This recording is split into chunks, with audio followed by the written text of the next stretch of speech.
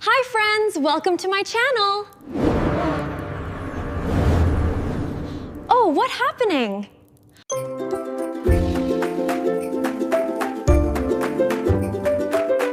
Today, we are making a very healthy, high-fiber recipe, Moong Dal Cutlets. Take 1 glass of Moong Dal and soak it for 4 hours. Then wash it well and transfer it to a mixer jar. Now add 4 green chilies, a 1-inch piece of ginger, 1 spoon of cumin seeds, and a small bunch of coriander leaves. Grind everything into a smooth paste. Next, take 1 boiled potato and mash it well.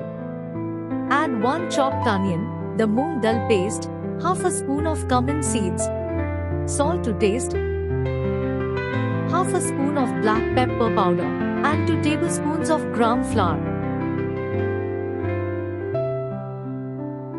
Mix everything well until combined. Now place a pan on the stove and let it heat up. Add a little oil. Take small portions of the batter, place them on the pan, and gently press them with a masher to form cutlets. Cook until both sides turn golden brown. See! Our cutlets have turned a beautiful golden brown.